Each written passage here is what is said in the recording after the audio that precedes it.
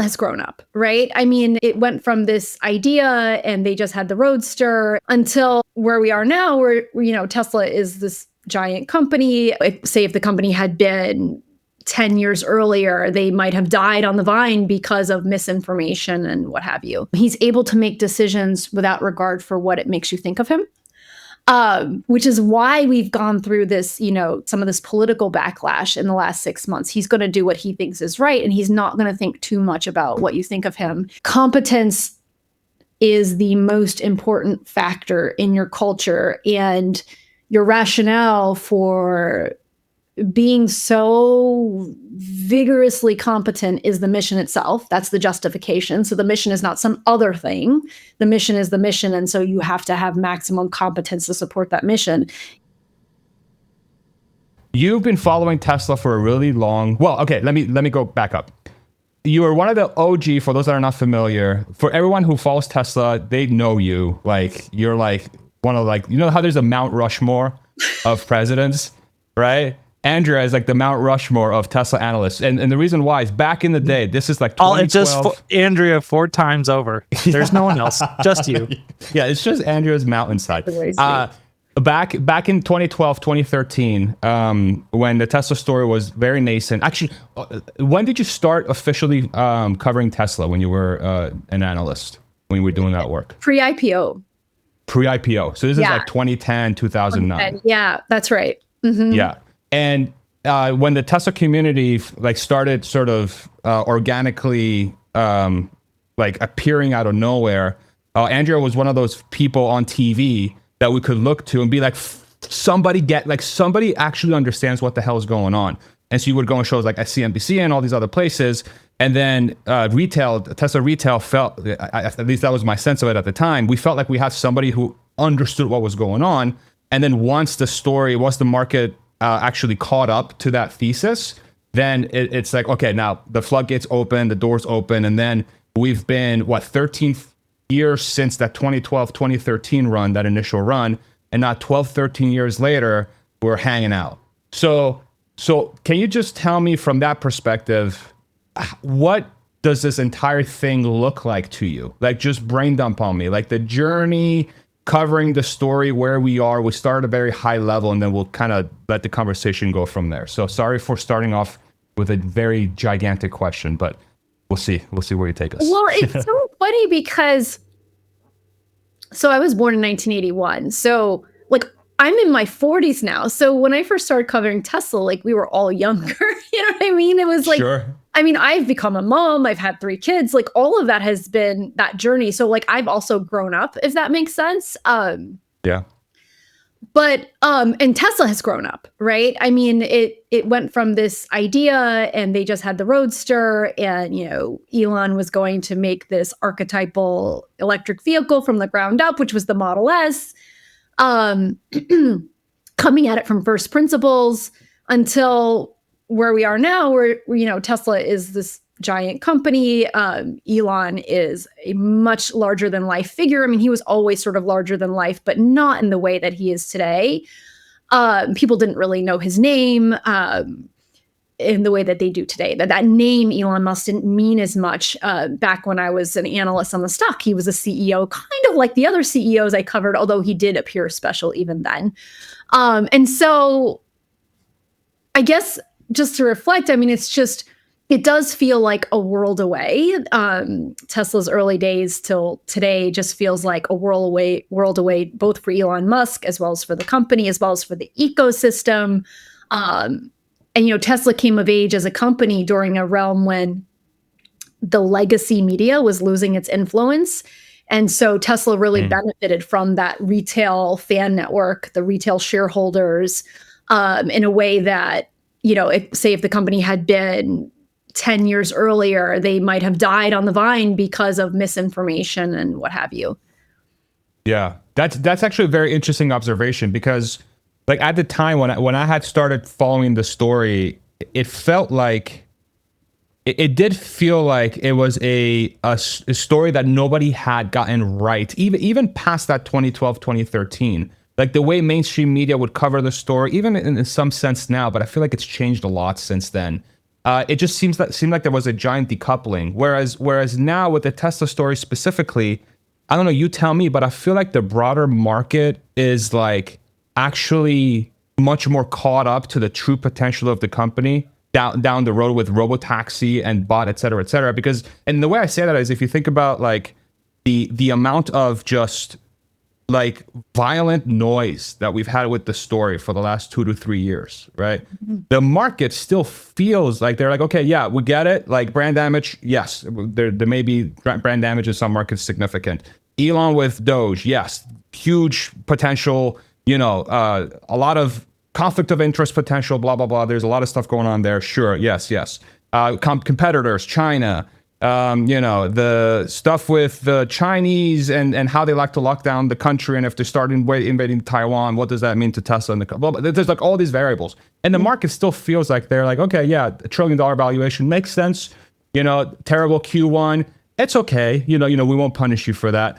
Do you feel like, and I don't know like how deeply you cover like and you follow the story like this day and age, but I'm curious, like, do you feel like there is a sense of the broader markets actually value the company properly now, and we're actually much more aligned with the market than just retail? Or I'm curious to get your thoughts there. Well, I'm going to be honest with you. I don't keep a model. And so that's where the one thing where, and I didn't do any model prep ahead of this podcast. So one thing, when I was an analyst on the company, I was always looking at the valuation and relative to the model. Where's the model going? Where's the revenue going? I mean, all valuation is tied to eventual revenue and profit opportunity. At the same time, it's a major portion of my personal portfolio. So how do I justify that if I'm not keeping a model and I have more Tesla shares than a lot of most other companies, right? I'm over concentrated in Tesla, let's put it that way. And when I look at that, it's like it's a bet on one of the most innovative companies in the world, if not the most innovative company in the world. And it's a bet on the culture, and it's a bet on a first principles approach to reality. That's the best that I can explain it. So in terms of proper valuation, I haven't sold a share since 2018. I've only bought since then. I regret. Obviously, that was a mistake to sell in 2018. It was a very, very bad mistake. And so I've only bought since then. There was a lot of personal pressure on me just from friends to like sell back in like February and March. The stock was $100 lower than it is today. So, thank goodness I didn't. So in terms of proper valuation, I don't have a really good answer for you, other than the fact that I am over concentrated in this company still. Yeah. Hans, let me bring you in. Yeah. So one of the things that you were talking about was just like Elon Musk is an exceptional CEO and an exceptional executor. And there's kind of been this, je ne sais quoi about like his ability to execute, going back to even before he started Tesla, obviously. How much does that play into the confidence, and like what other CEOs in all of your time analyzing markets even come close to, being able to rival what he has that is so special?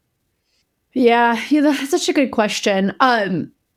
I think there's lots of geniuses out there, and there's lots of successful companies out there. Amazon, Nvidia, like some really amazing. Apple's one, with Steve Jobs back in the day. So they're all different flavors.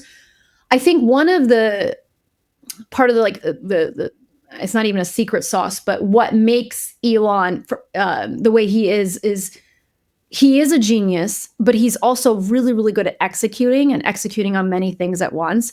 And I think one of his superpowers is that he's able to make decisions without regard for what it makes you think of him, which is why we've gone through this, some of this political backlash in the last 6 months. He's going to do what he thinks is right, and he's not going to think too much about what you think of him.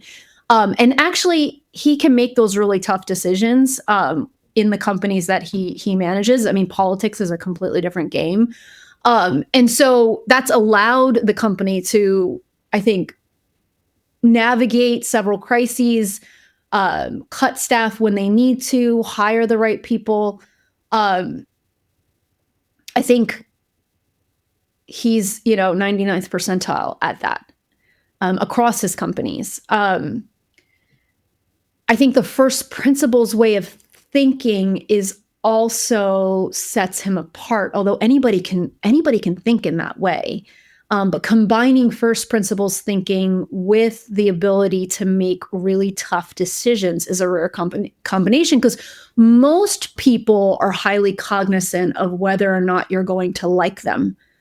And so they'll mitigate their strategy based on your impression of them, and he does not do that. Thank you to the sponsor of today's podcast, Rebellion Air. We know that a lot of you in our audience are big-time Tesla investors. But just because you're willing to make a big bet on a single company, that doesn't mean that you don't think about how to manage your risk to the downside too. And let's face it, once that big concentrated Tesla position grows to be worth $1 million or more, it can definitely be a good time to bring in some professional help. But who can you hire that isn't going to give you cookie cutter advice or scold you for not being diversified enough? That's where Rebellion Air can help. Bradford Ferguson and Matt Smith are big-time retail investors in Tesla just like you, who've done tons of unique and insightful research around things like FSD and Tesla Energy, so they understand exactly where you're coming from. They're also professionals, and through Rebellion Air, they specialize in helping investors like you with big concentrated investments to protect yourself from downside risk while growing your share count over time using strategies like trimming and adding or covered calls. Not only that, but they can also help you to create a money master plan from your financial first principles. If that sounds interesting to you, and you've got $1 million position in Tesla or more, you can head on over to rebellionair.com/Farzad using the link in the description to let them know that we sent you. That's rebellionair.com/Farzad. And now, back to the podcast. I wonder, we were talking about this on one of our recent podcasts. I feel like that approach, and you tell me if maybe you're seeing this on your end too, but I feel like that rare combination that Elon has and the way he sets culture for the company, it feels like that has become a little bit more prevalent, even though there might be a handful of companies. So like the companies that come to mind are like your Palantirs, your Lemonades, your Coinbase, Robinhood, to me, Nvidia, Anduril. Like I feel like there's like these companies that are starting to embody that type of combination at the helm that really massively highlight and try to really drill down how important mission and culture are to reaching that end goal, right? Because ultimately, when I think about Elon's like true superpower, like from my perspective at least, is existential thing that needs to be done, right? And then and then ensuring that the existential thing that needs to be done is actually existential. It's not just some like beautiful message that gets put out there that you're trying to it's not a marketing gimmick. It's like a legitimate existential thing. And then the entire culture is like you draw an arrow to that end goal. And then you just say, okay, just go, you know? I feel like that type of I don't know, like way of running companies has become normalized in a way, at least in Silicon Valley and these like tech companies. Would you agree with that statement? Are you seeing that? Like how are you gauging that from where you are? Yes, that is first principles thinking. In that what matters most is competence. And competence trumps all. And I've called Tesla a vortex of competence. SpaceX is a vortex of competence. Competence is the most important factor in your culture, and your rationale for being so vigorously competent is the mission itself. That's the justification. So the mission is not some other thing. The mission is the mission. And so you have to have maximum competence to support that mission. It feeds into itself. And so you don't have to worry about all these extra factors that you would think about. So if there's an employee who, they don't belong or they don't fit or they're not really forwarding the mission, you just cut them. You don't have all of this belly aching. You don't have all of this like feeling bad or whatever it is, all this extra empathy for something that's not the mission. And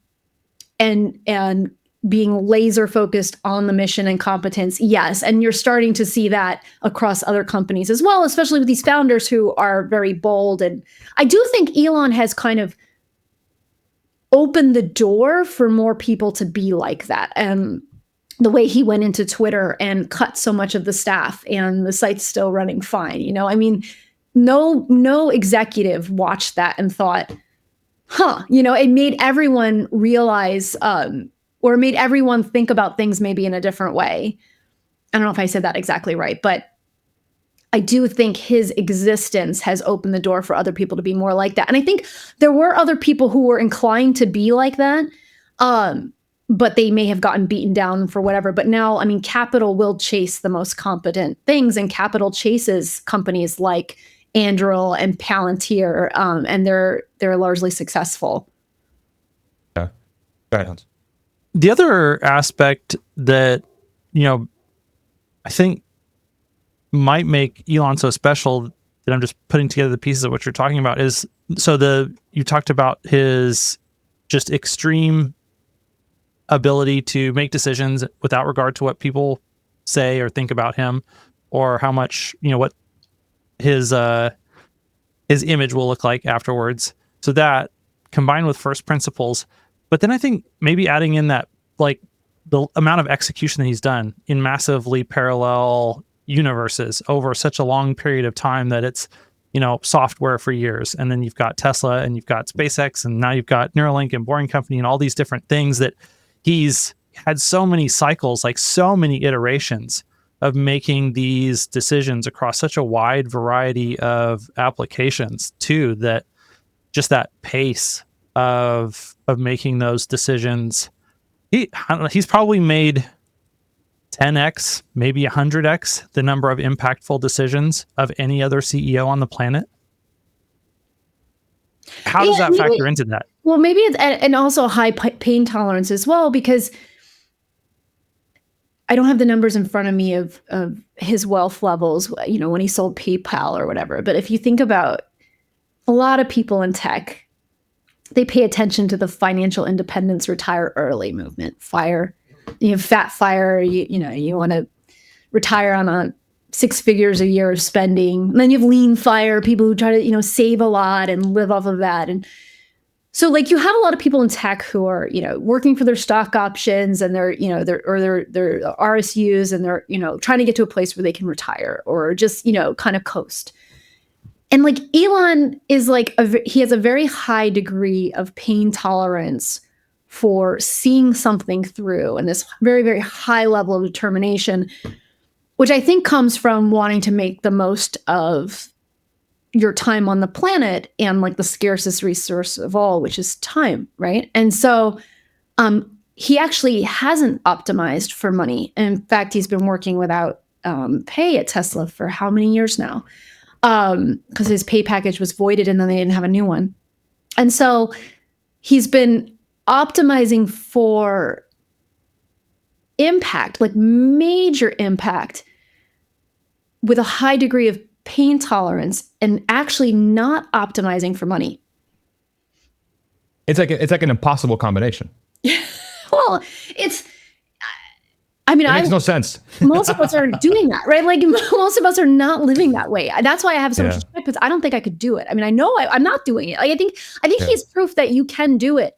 You just have to want to. And I don't think there's that many people who really want to do that. Jensen's really the only other one that I can think of who comes close in that regard. I mean, he is definitely, you know, all out and hardcore to the max when it comes to his time, but he's not managing nearly as many different things as Elon is managing. And even he, I don't think, is spending as many hours a week working as Elon is spending. Yeah. Yeah. I think what's interesting about this whole like thing is, it does, you know, if we analyze the Doge thing like through that lens, I really do think that and the politics thing just made it so incredibly difficult to track and vitriolic, and I mean, I got lost in it constantly. You know, it's just tough to decouple from, especially when you have a freaking audience, and you know, it's like one of those things where I felt like it was important to voice an opinion, my opinion specifically, because of just how volatile it felt through that whole process. But it really did feel like to me that same exact approach was being taken with government, with efficiency, with trying to make the country better, and talk about the most unfair media landscape of all time, which is politics. And so trying to get that across to or trying to have the public view those same efforts that we've seen in corporates, like building companies and getting Tesla to success and getting SpaceX to success, et cetera, that we've seen, it became very, very difficult to track in sort of from that landscape. But the one saving grace is like the biggest platforms in the world, i.e. your Joe Rogans and these podcasters, most of which were at the top of viewership, which is what a lot of people watch. All those people, by and large, have a favorable view of Elon's approach and what he was trying to, like, I feel like they sense the sincerity behind the effort, and they sense the approach behind the effort, like, which mirrors sort of what he's done at Tesla and SpaceX, et cetera, et cetera. So I'm just like, I'm wondering if how will history look back at this time period that we just like survived? Because it does feel like we've exited the Doge psycho period, like the last 2 years of like, I hate my life. Why am I covering this? Like, why am I putting myself through this fucking stress? Excuse me. But it's like one of those things that's just like so difficult to wade through, because it's just shit everywhere. You like try not to step on it all the time. But I do wonder if with time, people will look back to this time period and be like, man, this was the guy that actually was legitimately not perfect by any stretch of the imagination. His communication skills leave a lot to be desired. And he does get lost in the dopamine of building a lot of times. I think like Elon is a dopamine junkie for like building incredible things, and he gets lost in it. So it's like, I do wonder how history will look back. And my hope is that they do view it through a positive lens by and large, because I do think those same variables that we just talked through were applied to this like last 2 years. And we'll see history, like time will be the judge, but I don't know.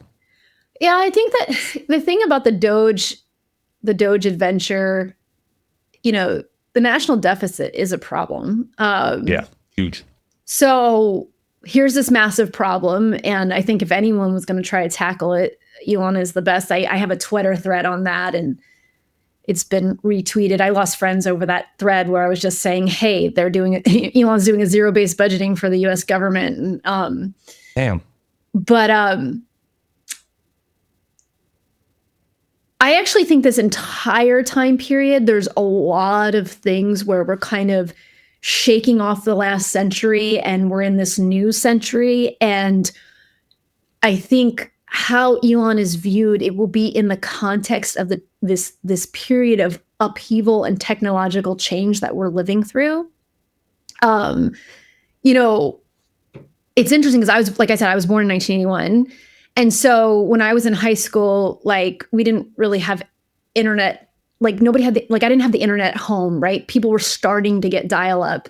The first time I had regular internet access was in college, right? And so a lot of our ways of relating were face to face. And then you'd have these online message boards. A lot of people talk about, like, with fondness, like the old days of the internet where like it was not what it is today, right? And so then you had kind of internet 2.0, and now we're in this like AI era where that is changing everything and how people work and what is the value of a human being, right? And so there's all this turmoil. And so Elon is, I think, and part of what we just went through with Doge is I think that our national politics are one thing that people can kind of grasp onto and get, even if they have all this other existential angst, they can kind of grasp onto this one thing, and they can understand it enough to pour all of that angst into that one thing, but it's really taking on more emotion than what it deserves for the thing that it is, if that makes sense. And so the excess emotion, I think it's all of the context around it that is causing that excess emotion. And I think it's a more, Elon's sort of a convenient scapegoat for a lot of the uncertainty that people perceive about life right now.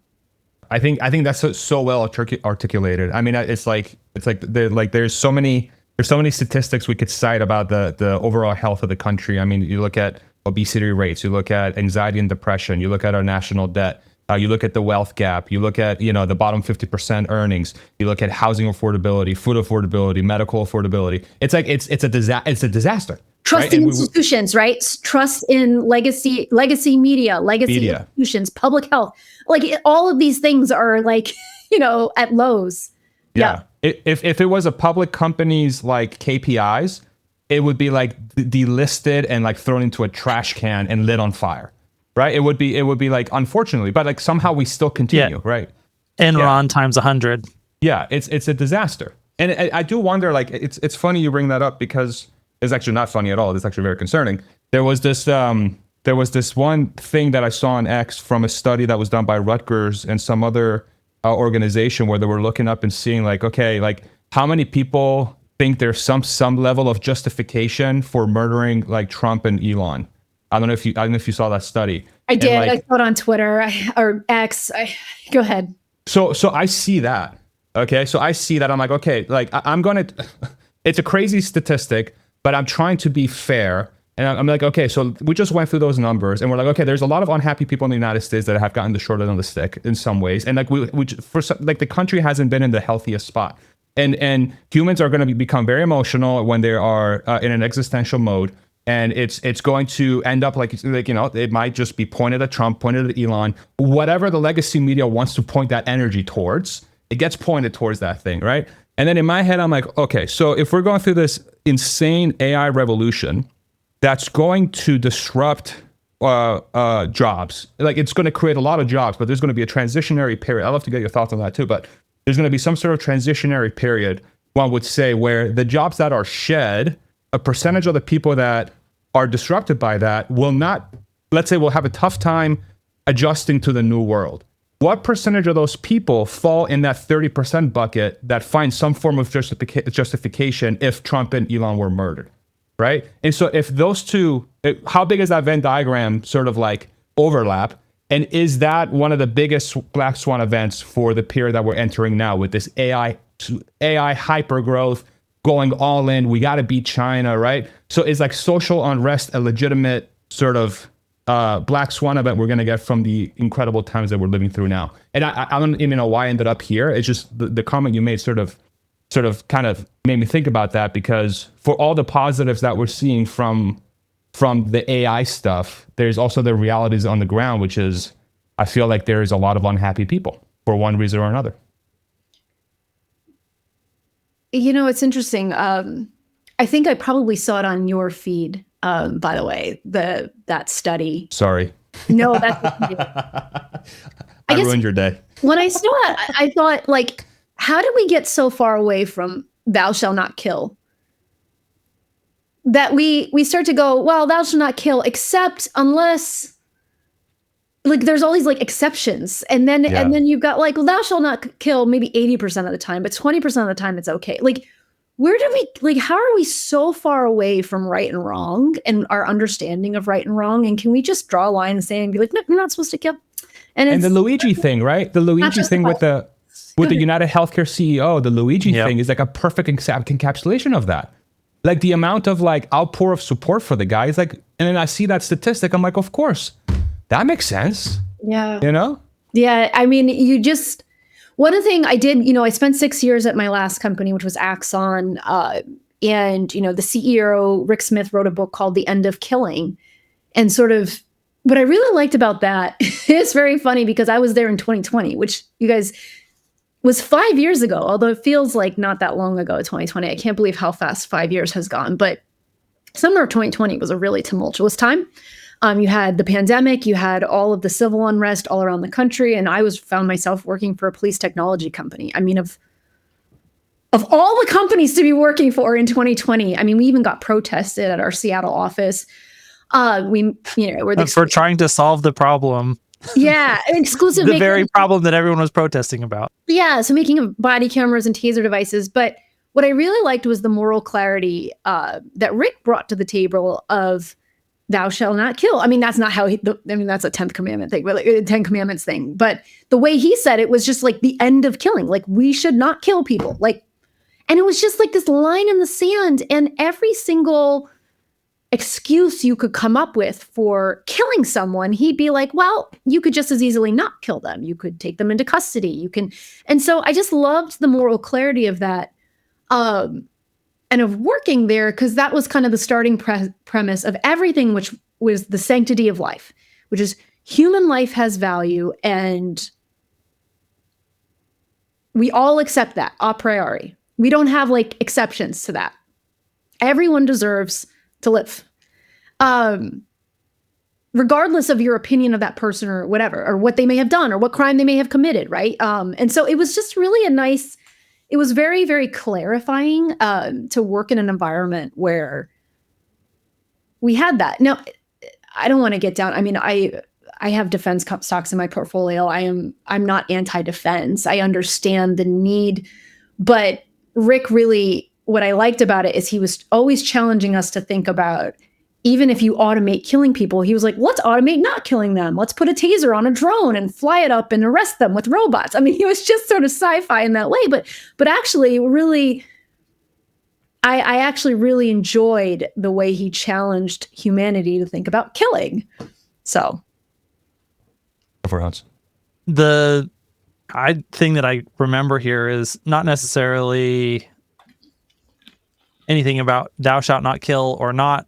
It's just the human proclivity for mimetic like violence.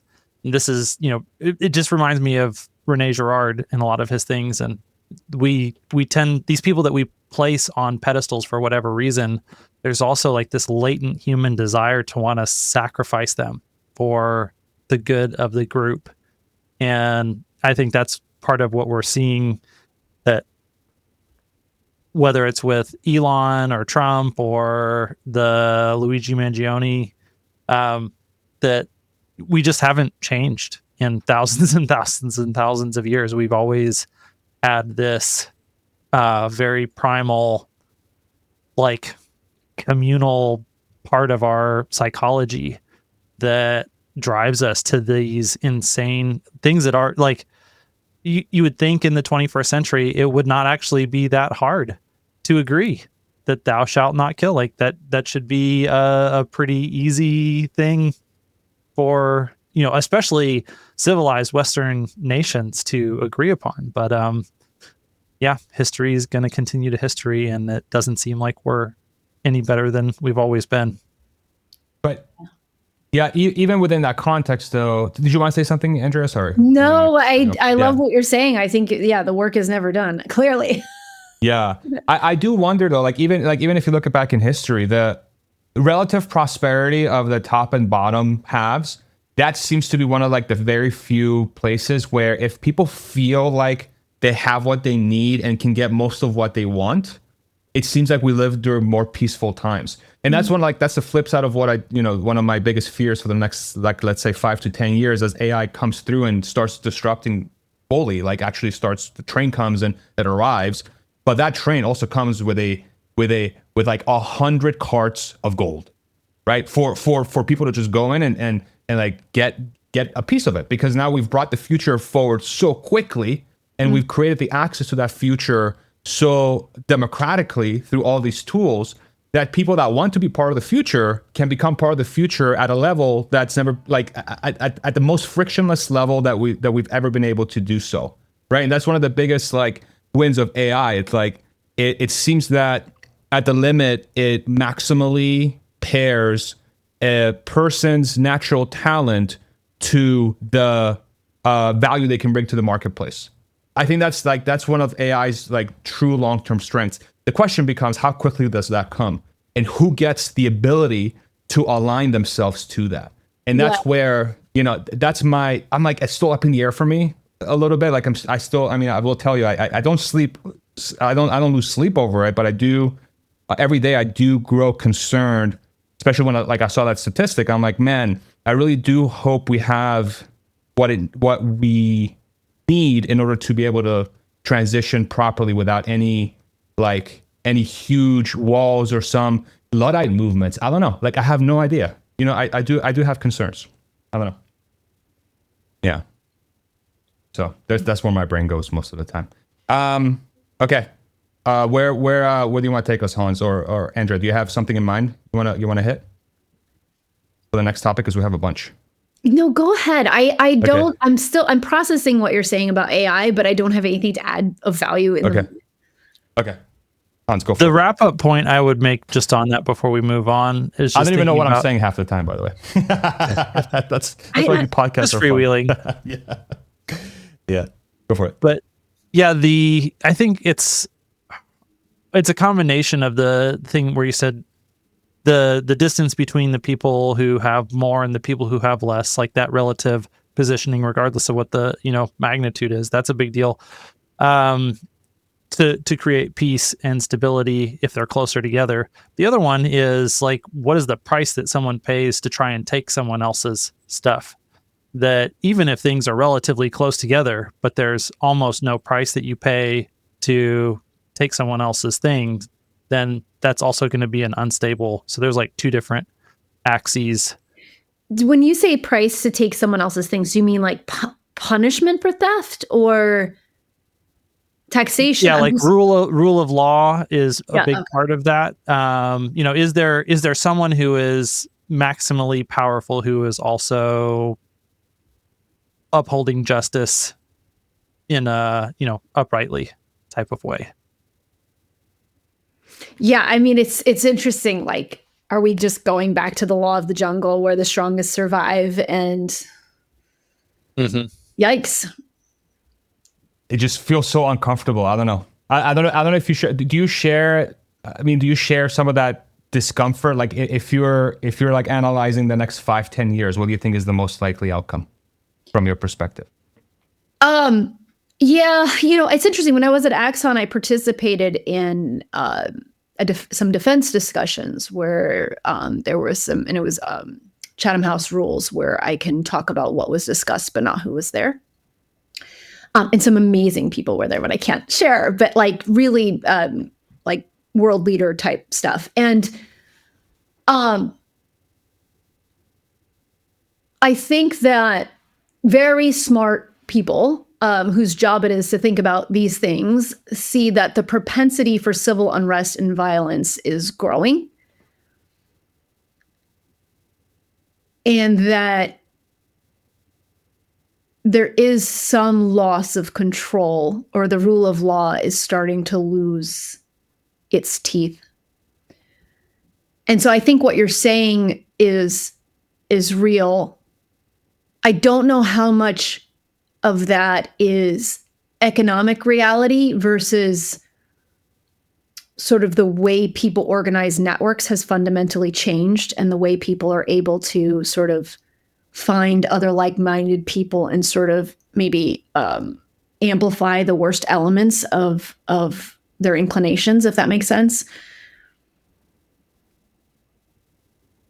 So anyway, I first started thinking about concepts like civil war and stuff like that. I'd say back in 2017, I started to really go, gosh, like, is our country going to split up? What's going to happen in the West? And then I actually am less concerned today than I was then, for a variety of reasons. But I actually think we're probably going to find our way. I think it's going to be dicey,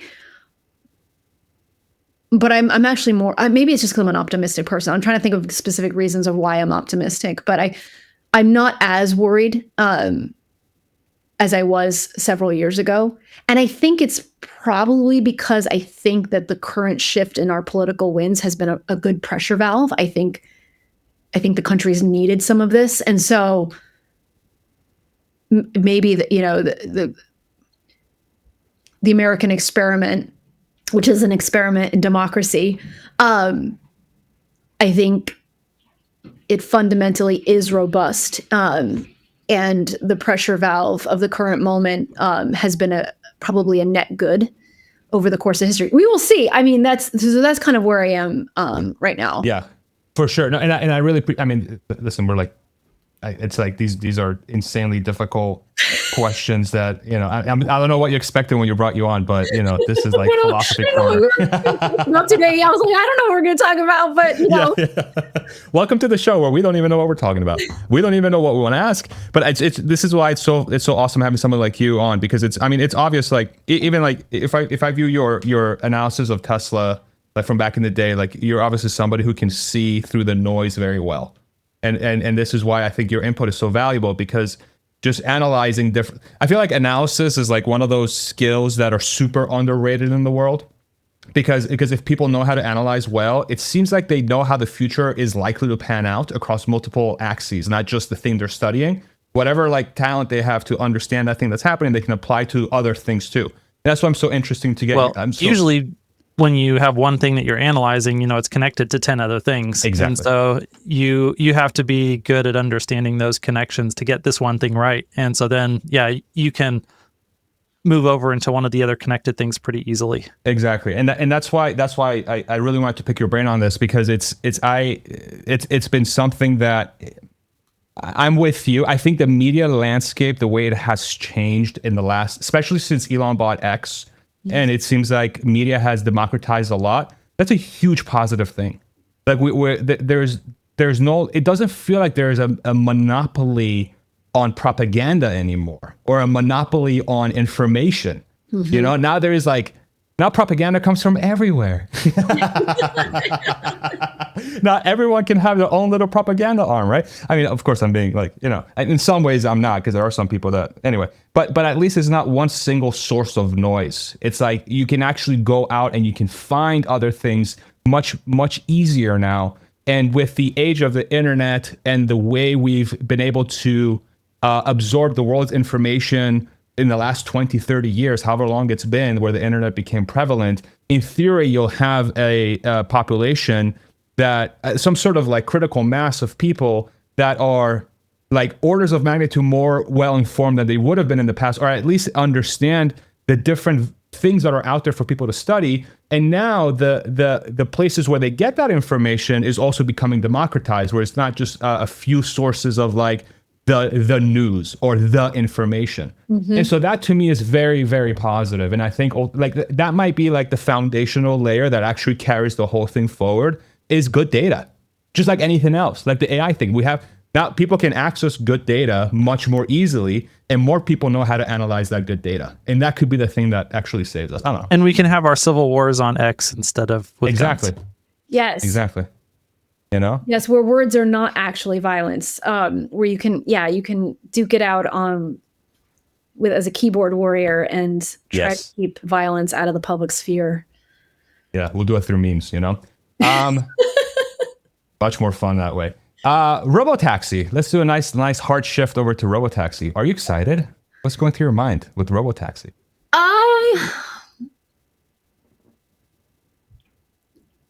Robotaxi.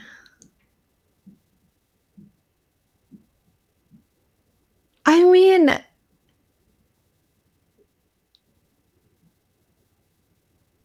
it's funny because, okay, I'm just trying to think through like,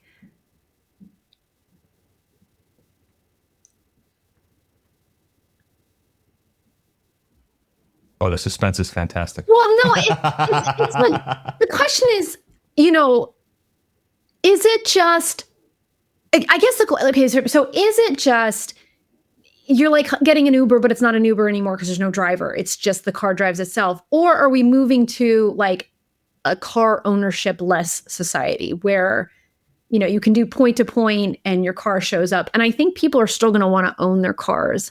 And I don't know that they're going to want to loan them out, actually. I used to think that would be more popular, but actually, I don't know that people are, that the idea was that your car, you're only driving it in the morning and then it can go and make money for you. And I think there'll be some people who do that, but I think most people are just going to want to have their car and it's theirs and other people aren't getting in it and vomiting or whatever. You know what I mean? Like, and so as an Uber replacement, I think, yes, that will happen and you won't need drivers. But in terms of we will be a car ownership less society, I'm not as bullish on that. And it's funny because I think I would have said something different a few years ago. And I don't know if it's like having 3 kids that's like changed it, but I'm like, no, I need my own car with our car seats. You know what I mean? It's like, I feel like that's literally exactly what changed it probably. I would have been like, oh yeah, like who needs a car? And now I'm like, no, I need this car. It has the car seats. It's got the snack pack, all this stuff. It's our car. And so more of an Uber replacement versus like people are not going to own cars anymore. And I think that whole trend of you rent your furniture, like we're getting away from that now. I mean, you remember there was this trend of like, nobody's going to own anything. You're just going to like, everything's SaaS, but it's furniture as a service. Everything's a service. And I think like, that's not where things are going. Yeah, I agree with that. Go ahead. Yeah. I definitely agree with that. What was the one quote that you will own nothing and you will be happy? Wasn't that like a World Economic? Klaus Bedell. Shout out Klaus. Oh my God, I can't believe that was an actual quote. Anyway, I agree with you. And what's fascinating about that thesis too is, so I think it's funny because it addresses both. It addresses like if by default people will want to own their cars and their cars can drive themselves. In theory, that in that world, because of how valuable getting from point A to point B is right now, for that reality to exist, and given Tesla's unit economics of creating the cars, that's going to make having your personal chauffeur, like in today's world, you have to like hire somebody and pay them $20, $30, $40 an hour, whatever that rate is. And now that's going to basically plummet to whatever, single dollar, if less, per hour of owning that vehicle.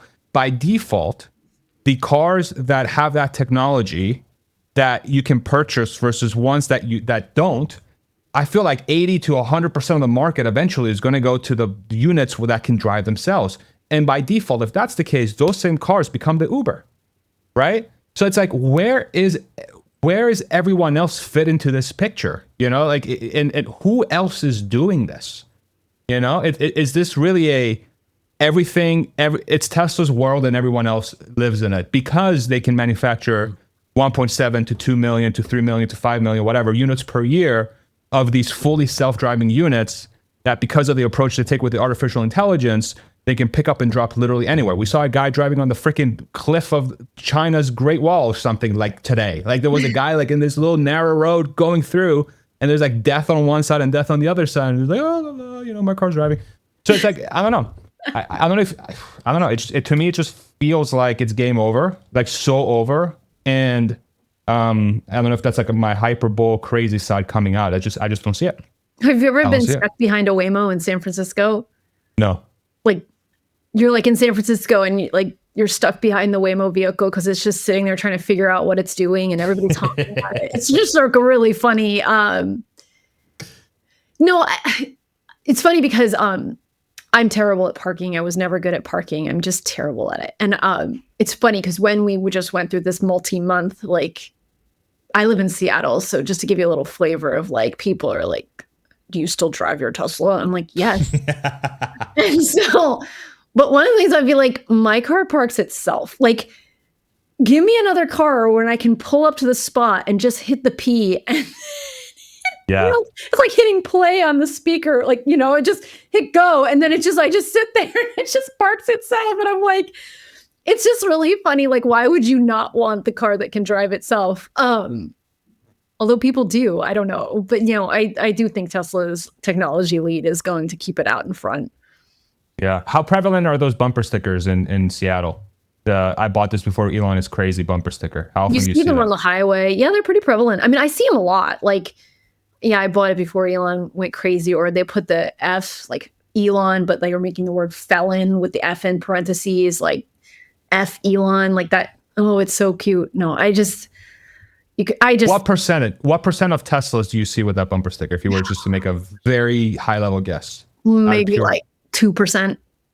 Oh, 2% of Teslas? Yeah. So like if you're out driving for an hour, you're going to see, 75 to 100 Teslas because they're everywhere. And you'll see, two with that bumper sticker. I thought it would have been like 20%. No. Okay. There's less. I mean, everybody has I feel like Tesla's like the most, I don't know what the stats are, but there's Teslas everywhere. I mean, you're starting to see more Rivians now. Actually, you'll see some Lucid Motors cars. You are starting to see other types of EVs. I think Rivian's opening up a store in a popular mall here, right near the Tesla store. But I tweeted about this. I went into I posted about it. Sorry. I went into the local Tesla store the day after they had a protest. And I asked the employees how things were. And they were like, they got lots of people who came in and supported them. And cool. And they were like, it's fine. The protesters were out there and they played their drums and played their music and then they left. It was like it's a free concert. Yeah, they were like, it was fine. Like I was like, how are you guys doing? You know, I just kind of was, I don't know. I was just checking in on them, seeing how they were doing. Yeah. And they were like, no, it's fine. We're not really bothered. So that was really overblown, or do you think it's a legitimate concern for the next 12 months, this whole brand damage thing?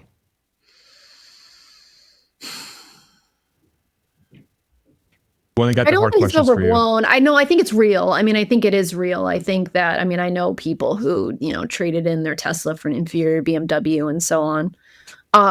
Like, you're driving an inferior car now, but so they're willing to drive an inferior car. I mean, I think the fact that Tesla's product is better helps a lot, because if it wasn't a better product, then, you know, I mean, Tesla will win on merit. But you always have people who buy their vehicles are vanity, right? Like they bought their vehicle because they care what people think, or they're trying to showcase some, you know, you bought it because you think it says something about you to the world. And those folks don't like what it says about them to the world. And there's a lot of peer pressure. And it's really surprising. The types of people who succumb to this peer pressure aren't like people who are successful in life. And you'd like, why do you care? Like, it's a better car, just drive it. But they actually do care. And so I do think there is some of that. But I do think that probably, you know, the amount of defiance is probably out there as well. I feel like I'm a little bit like that. Like, you know, judge me because I'm driving the car and you don't think I should because you don't like the CEO's politics. Like, I have a little bit of that, like, yeah, I'm going to buy another one. Yeah, right. Just, I mean, it actually makes me mad. Like, it just like. Just to spite you. Yeah, just sort of like, but then again, I'm total chicken shit coward. I mean, if somebody threatened me, I'd be like, oh my gosh, how are you? I mean, I talk big on the podcast, but if I'm out in, you know, I'm out in public and somebody starts threatening me, I'm scared, right? Like, I'm not, you know, so no, I'm total chicken shit out there, but like, you know, hell yeah. But I think that, like, in terms of, I think it's known and it's priced in, if that makes sense. Like, I don't think it's going to be worse than anyone thinks. If anything, it's probably, there's room for it to be better than people think. Because I think in terms of sentiment, I mean, could sentiment have gotten worse than it's been? I don't know. Not really. Like, it's only up here. For sure. Yeah. Like, the sentiment has bottomed so hard. Hans, I'll throw you here in a second. I want to tell this anecdotal story. So I bought a Cybertruck 2 months ago, something like that. 2 months ago, or 2.5 months, something. And I got my first ever thumbs down like last week. First ever thumbs down. And I live in the Austin area. But that was one interaction. And the guy, I was like some sort of back roady thing. And the guy was driving like an F-150. And from like, I don't know, like 100 yards down, I see his hand go out the window and he just goes like this. And he just drives past me like this with the thumbs down. And I'm recording a video in my car. It's on FSD. I'm like talking and like watching the drive and stuff. And this guy comes across with his thumbs down. And then I'm like, damn, you just threw me off of my video, bro. I was like on this roll and now I got to pay attention to your stupid hand. And I'm like, ah. And then in my head, I'm like, wow, that was the first one. So that was my first one out of like, I don't know, 50 to 60 positive interactions with people. And everyone else just kind of exists, you know? Now, and another thing too, I haven't seen the bumper stickers either in this area. I've seen no bumper stickers. Well, maybe I've actually seen one, which is odd. Where are you, Hans? So I'm in East Texas. I'm like 4.5 hours from where Farzad's at, and smaller town like I'm in a town of a couple thousand people next to a town of like 100,000 people. And so there's not that many Teslas around here. We've got a couple of Cybertrucks in town. But yeah, I've seen at least, I think maybe 2 stickers out of what I would guess is maybe a couple hundred Teslas in the whole area, of which I've probably seen 50% of. So I don't know. It's like, I would say like 2% that you say that you've seen in the Washington area. I feel like I see that here and I wouldn't have expected that here. Like, this would be a much less anti-Elon area. You know, I did a ride along once with a Seattle PD cop as part of my job. Amazing day. Police see more real life in an 8-hour shift than I see, all year at my keyboard. And we were out and about in the city of Seattle, and the number of people who smiled at this police officer, who waved hello, you do a little salute, a little hat tip. And at one point I was like, wow, everyone's being so nice to you. Like, no, it's a cop, but like, I was like, and he's like, yeah, most people are very respectful and like go out of their way to be nice to him. And you would never get that from reading the news or, the protests or the defund the police movement. And I was like, wow, that's so interesting. He was like, no, my daily experience is not that everyone hates me. And I'm like, that's so interesting. And so probably Tesla's the same way. The daily experience is not that everyone hates you as a Tesla driver. Yes, you got a thumbs down, but most people don't care or are probably positively inclined. Yeah. Yeah, that's actually very eye-opening. It's not even eye-opening. It's like it reconfirms the thing that I feel like everybody intuitively knows, but once they ingest the media landscape, it tries to rewire your brain. It tries to rewire your brain like, hey, actually the thing that you feel as a human being towards other people and the complexity and the nuance that you perceive, mainstream media especially, is always trying to hijack that. Like that intuitive nature that we all have, that our connection to each other. It's like an override. It's a virus in a way. It's trying to like oh no, this is how cops bad or whatever, right? So yeah. It's very heartwarming to hear that. How quickly do you think this rollout's going to go for Robotaxi? Do you think this is going to be like a Waymo speed or like a Uber speed where they were like freaking launching in area after area when they initially like? So I have a knowledge gap here. I mean, have we gotten the last 5% of edge cases for full self-driving? Like, is it? I feel like in Austin, for them to launch without a safety driver in the next like week and a half or 2 weeks, for them to actually reconfirm that over and over again, feels like they did, and at least in this area. So, and I don't know how complex it is. Like, I guess that's the question: is like, how hard is it going to be to do that in other places? Because with the way Elon's talking, his like, we think we're going to be in most markets by the end of next year.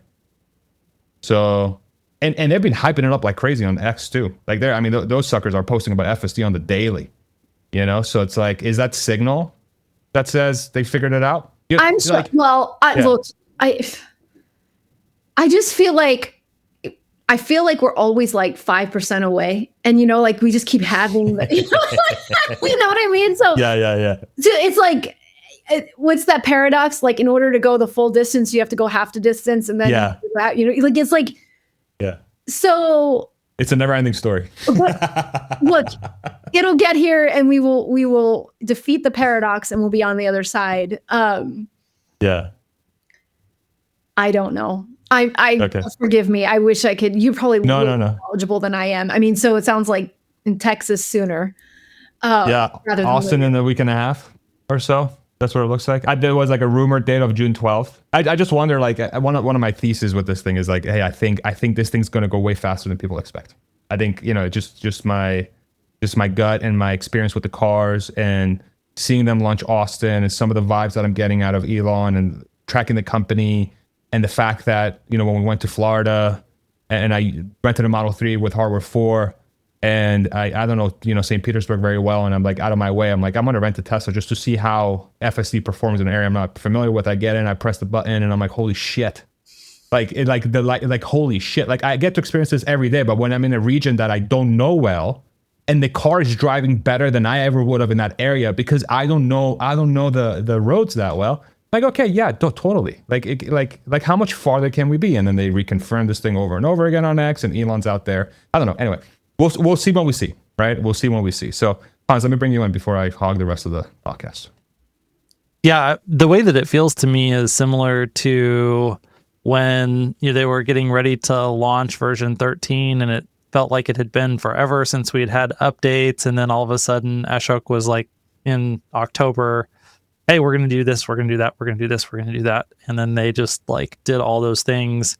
And there wasn't any evidence yet in the cars that we were driving that, gave us 100% assurance that it was going to do that. But then it did. And so that's kind of how it feels, but it is totally subjective. Like I would not, even I've got a hardware 4 Model 3 and I would not get in the back of my car right now. Like there are still things that it does around here that make me nervous, and like it runs very, very stale lights, sometimes to the point of the light has already turned red in the middle of the intersection periodically. Yesterday or 2 days ago, it was like a legit safety intervention where I'm on a very, very narrow road. There is a truck with a trailer half in the lane, half out, kind of on the side of the road, but there's zero shoulder. Like it's yellow line dirt, and there's oncoming traffic, and it wants to go around. And like, if it had tried to go around, the oncoming traffic would have had to stop in order for us not to have a collision. And so I intervened and slowed down and stopped and let them come by, and then I went around. So like there are those types of things. I'm like, I've been driving it now for a while, and I was like, oh, it's doing so well. And you have one of those things. It's like, nope, never mind. It's not ready yet. So I feel like I'm hardware 3 though, right? No, hardware 4. Oh, the hardware 4. Okay. Newer car. This is the new Model 3, the 2024 refresh 3. And it's but that said, we haven't seen those new updates yet for a while. Like we got 13.2.8, now we're on 13.2.9, and I know those GPUs have been slaving away working on something, and whatever it is, they're not shipping it out to customers. So my guess is that it's the whole cluster is just focused on making Austin Robotaxi model like 10x better. Yeah. And that's my sense of what's happening. So then the question is, okay, if it takes them 2 months or 3 months worth of Cortex GPU time in order to just get it to launch ready, then how long does it take it to perfect Austin? And then how many times do you have to do that same process for new cities? So, and how much does additional compute speed up that process? Yeah. Right. Well, and Cortex 2 is definitely going hot and heavy right now in construction. So, it's not going to be that long before we have a whole bunch more compute to throw at the problem. And I think that's specifically why I think that, we haven't even begun to spend all of the compute that we're going to have to spend in order to have Robotaxi work flawlessly everywhere. And Optimus, like Optimus is such a huge neural net training challenge. There is nothing on Earth that is going to consume the amount of training that that's going to consume. Yeah. And the chips they'll use for Optimus, as they get Optimus ramped up, will also have a downstream effect with the Robotaxi, because they're going to be the 10x or 100x need for bot also helps the car. And so that's the forcing function to build out. It'll be the other way around. There's going to be a huge, need for the car first. And then as they solve the car, then they have this resource that they can apply to the bot. And so what I'm talking about is if they want to get bot to work, by default, they're going to need a lot more than what they need for the car. And as the bot works, then the car really freaking works, right? Because all that compute you have at your disposal to do those training runs, in theory, should translate. I guess I see it the other way around, that they're going to get the ROI from the car faster than they're going to get the ROI from the bot. And so they're going to have to use the cash flow from Robotaxi to continue to build out the cluster to the point where, I guess I'm talking about, then you can allocate the cycles to Optimus. But I'm talking about like the nines, like the 0.9999999 in all regions, right? Yeah. I think we get there.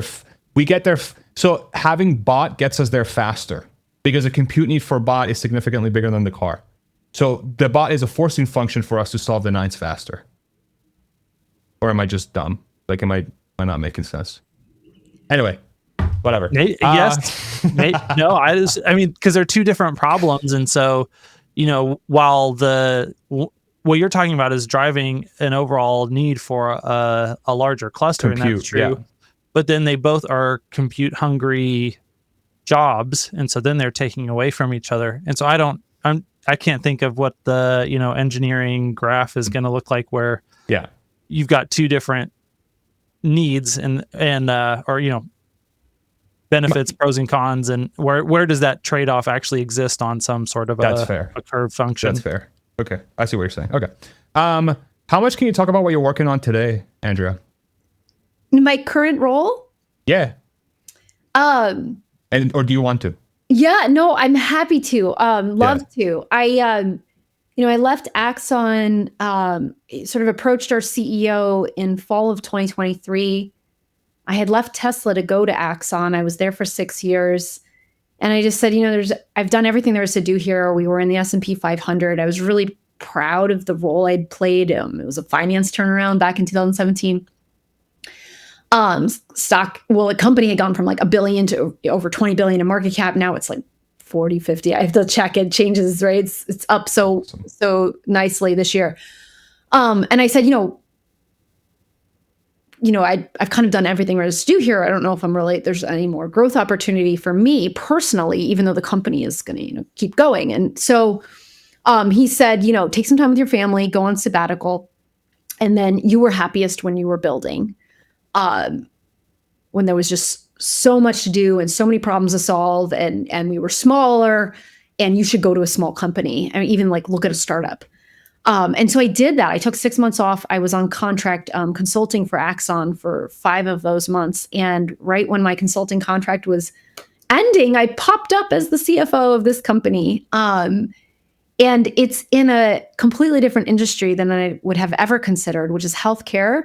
And specifically in diagnostics, and then specifically in molecular diagnostics. So what I really like intellectually is, the root science for my last company, and even Tesla, was computer science, which I majored in computer science. So, and I minored in physics. And so working at a company where the root science is computer science and physics, I'm very much at home. Where here, the root science is molecular biology. Wow. And so, and so all this knowledge I have for other things, it actually doesn't really, it's like starting over. Now I know finance, I'm the chief financial officer. So I can bring that to the table. And so, but what I really like about it is I get to learn this whole new industry, and not only molecular diagnostics, which is what we're doing, and we're commercializing in a transplant diagnostic, which I can talk about. And it's hugely disruptive, I think, to the industry, and I think it's gonna work out. But also healthcare as a whole, and how healthcare works, and how payments work, and how does innovation work. And my approach to the healthcare system prior to taking this job was try to never need it.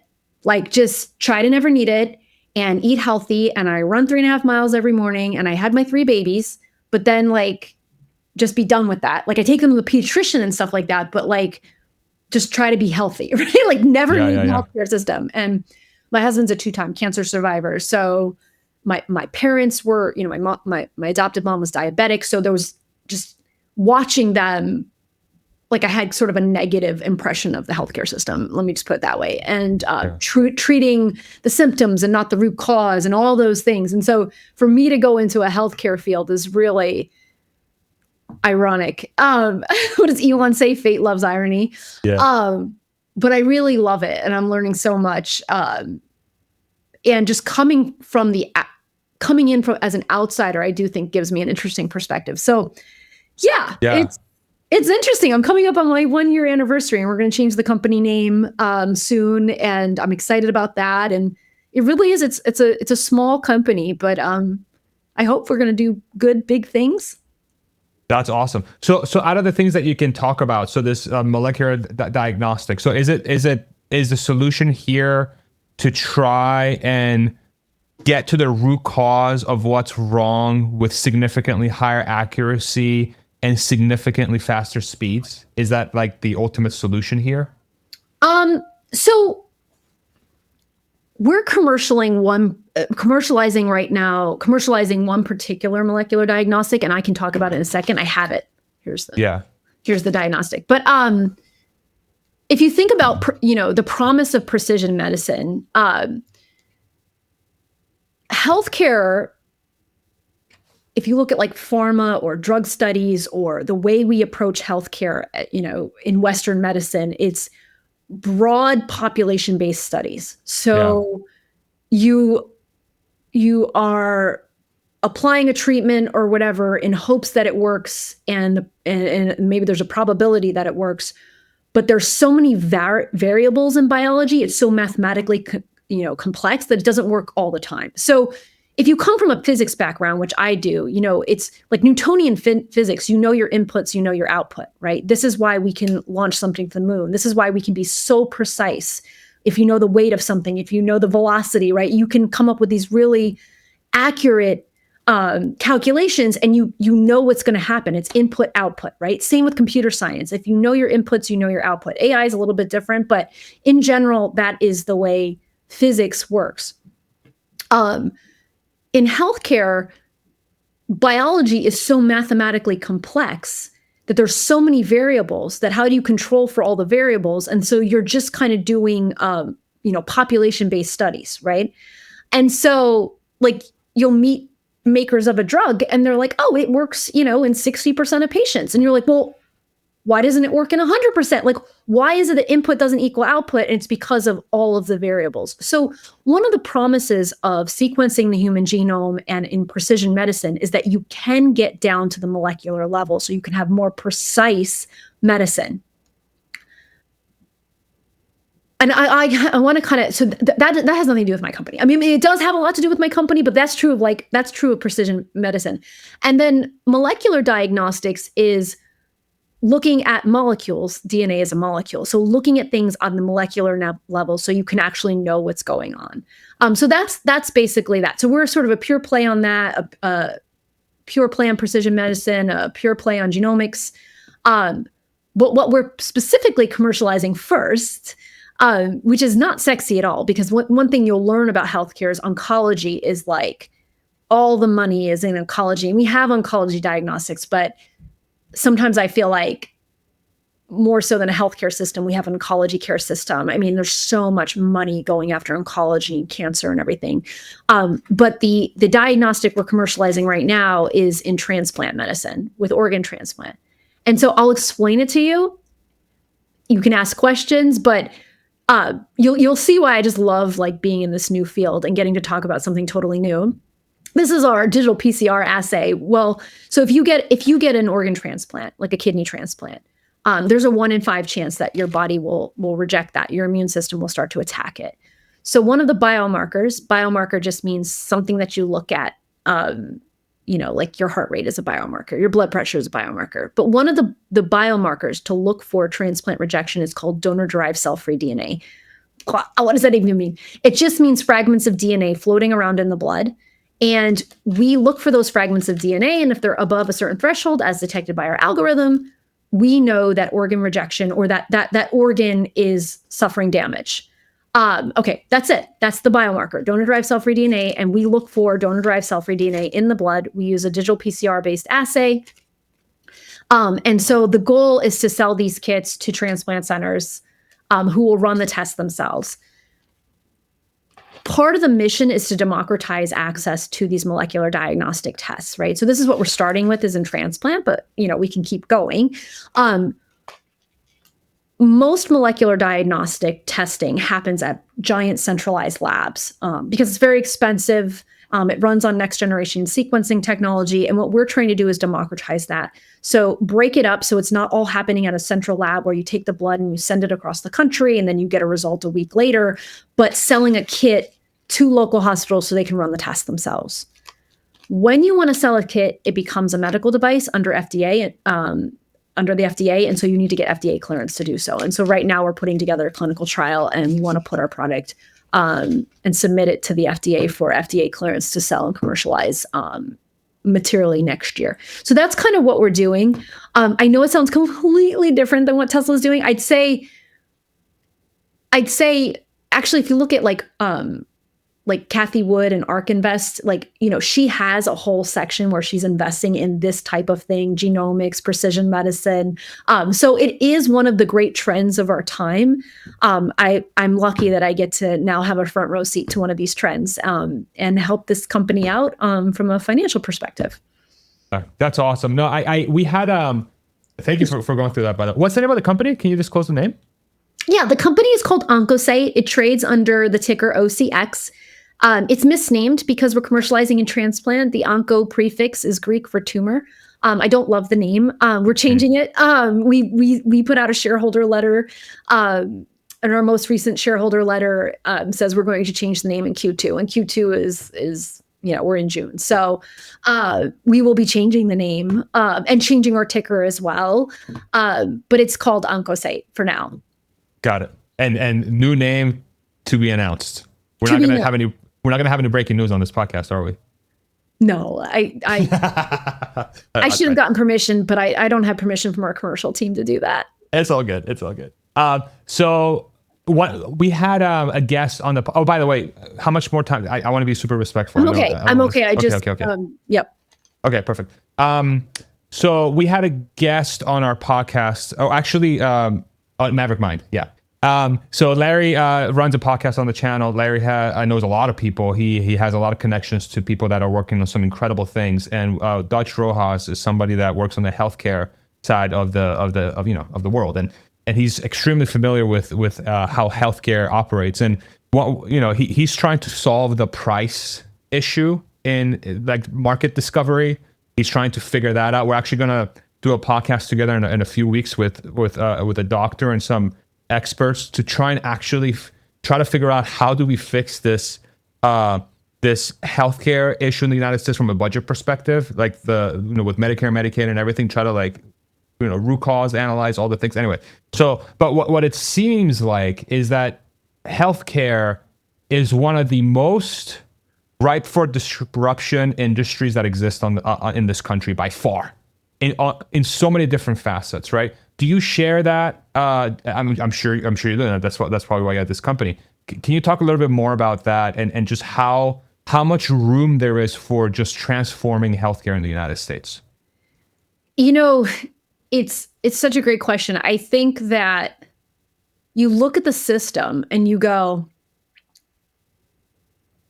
no one would ever create this from scratch. It's like we got here through a series of just accidents. And I mean, the way we pay for healthcare, through it tied to our employment, through, Medicare sets pricing, and then you have private payer and the health insurance system. And I mean, it's very complex.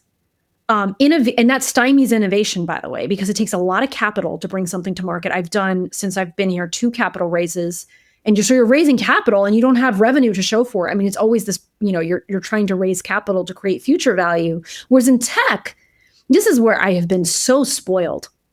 And if I had wanted to choose the easy path in my life, I would have stayed in tech, because going the healthcare route, you'd only do it because you just I'm a glutton for punishment. No, I do think I also have a high pain tolerance, and I think it's worth sticking with it, but it is hard.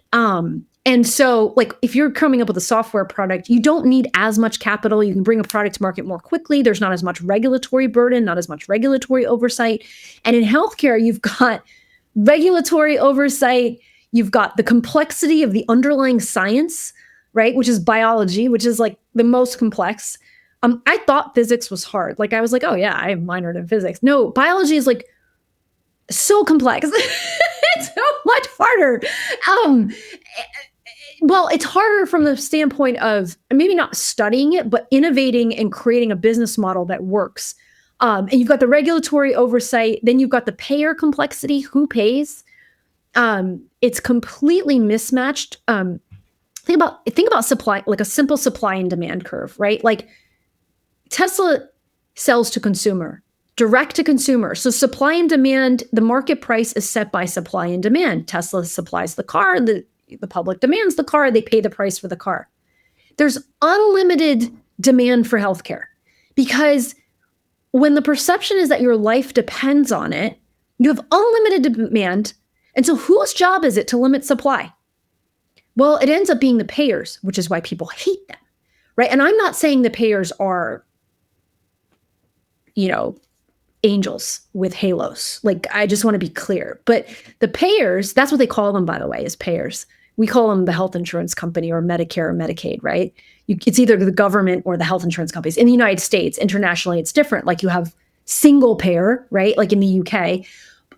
But the payers limit supply because the demand from the people is endless. And because you've separated the costs, like if you have health insurance, you're not really paying, you'll have like a copay or whatever, but then beyond a certain amount, it's your insurance company that's paying for it. You as an individual consumer, you have like almost limitless demand for healthcare. And so who gets in there? And so nobody's happy. I mean, like nobody's really happy in this system. Not to mention the fact, and I think, Hans, you had reached out to me when I'd gone to the JP Morgan Healthcare Conference, and I put some observations about the industry. One of my big problems, personally, philosophically with healthcare, is that nobody looks at root cause. And so you're treating the symptom and not, the root cause of the problem. And one of the things I'm learning is like, well, whose job is it to think about that and ask about that? Not the investors. Why is an investor going to invest in figuring out the root cause? Who profits off of that? You eat more vegetables, therefore you've avoided something. Whose job is it to get you to eat more vegetables? Well, that's public health's job, and public health lost all its credibility during COVID. So, not to mention the food pyramid. Like, that was supposed to be their job, and they did the exact opposite of what they should have done. The food pyramid was a political document. What a betrayal. What a betrayal. Yes, I know my mother had diabetes. Like a lot of my family, my family's working class. I'm first generation college student. Much of my family's working class, diabetic, dying early, getting cancer. I mean, yes, whoa, and so, you follow that food pyramid and you're not going to be healthy. And so it's so critical and important to your personal life. And yet I feel like we're all kind of out there on our own trying to figure out how to be healthy and grasp onto the healthcare we need and when, trying to make our own decision. And it's really a complex thing. Diagnostics, I would say, for me, is very intellectually satisfying because diagnostics is trying to get to the root of what's going on. It's trying to get to precision. There's not the moral quandary of like, let's say you're pharma, you want to sell your drug to everybody. Well, that's like, but if only like 80% of people will benefit from it, and there's another 20% who are going to incur the side effect but won't benefit, is your job in pharma is not to find out who that 20% is, because you want to give it to everybody, right? So you get these really interesting, dynamics of economics. Whose job is it to limit it, right? The payer. So diagnostics, I found is a place that I can work in healthcare, and I think I can add value, and it is very intellectually satisfying. But I've just thrown so much at you. So please ask questions and we can noodle on this topic together, as I am still relatively new to the industry. One of Dutch's points is I think they're starting also, a new group of venture capitalists who are primarily clinicians or very clinician first.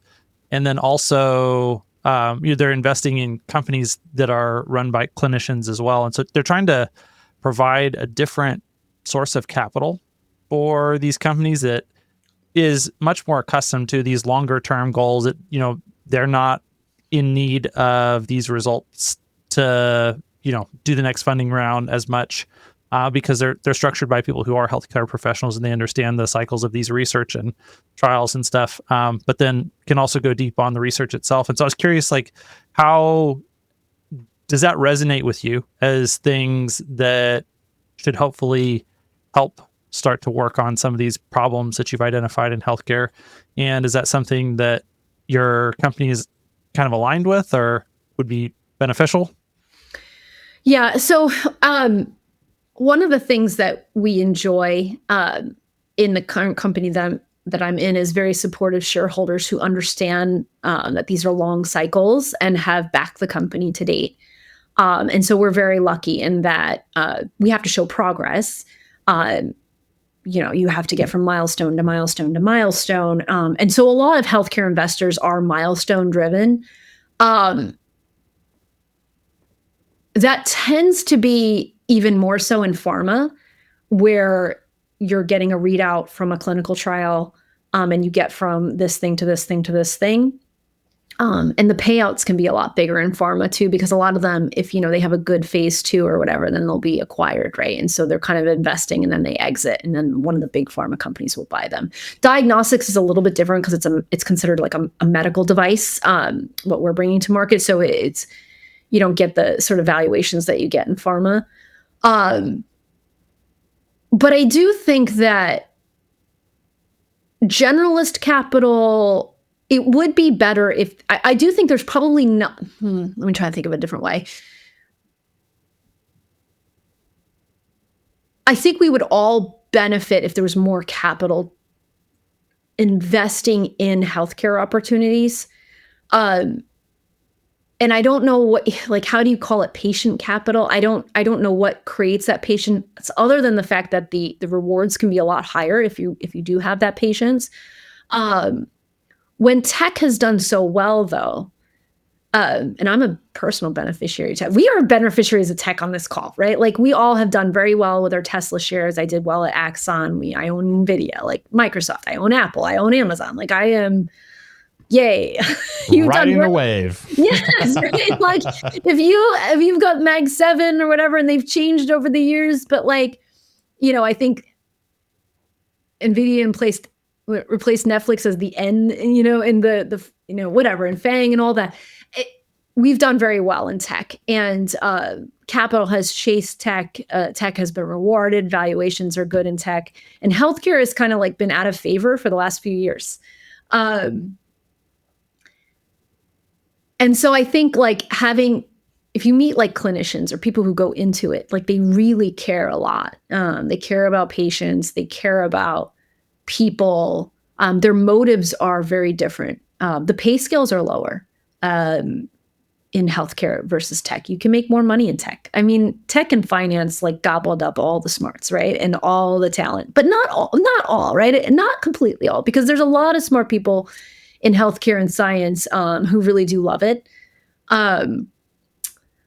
So I do think that if there's capital that's willing to have some more patience. That said, it needs to be discerning capital, right? You don't get to just take advantage because it's healthcare or something, or not hold yourself to really high standards. You still have to do that. But I do see where clinicians would have a different perspective. Did you want to go, Hans? Or? Yeah. And as far as I guess, is clinical experience something that's very important or not very important for developing these diagnostic tests? I mean, you're not really developing something that needs to be used, in a hospital in a complicated way that you really need to understand the ins and outs of patient care in order to deliver. So I'm not sure, is that something that is important or not? One of the things we talk about, we have a flywheel. That's my tech influence on this company. We have a flywheel now. And so, nice. Yeah, Congrats. we have a flywheel. And so you need to understand how clinical decision-making happens. And if you're in a diagnostics company, when you can deliver a result that influences clinical decision-making. Otherwise, who cares, right? What are you testing for, and how does it change what you do? If you find something out, let's say you do a test, but it wouldn't change what you would do, then you don't need to test for it. Maybe you would help to know, but usually you want it to inform a treatment decision. Just quick regulatory point, when I talked about our tests that we're marketing, we need to get FDA clearance in order for a clinician to make a treatment decision off of it. Right now, we sell it in research use only form. You are not allowed to sell it for clinical decision making until you have that FDA clearance. And that comes from a good place. The FDA wants to make sure that when clinicians are making decisions, it's based on test results that are accurate and doing what they say they're supposed to do, right? Because you're really treating a patient as a result. I mean, they don't want another Theranos repeat? I mean, yeah, that's just... As soon as I saw Hans come off food, I'm like, oh, here comes a snarky comment.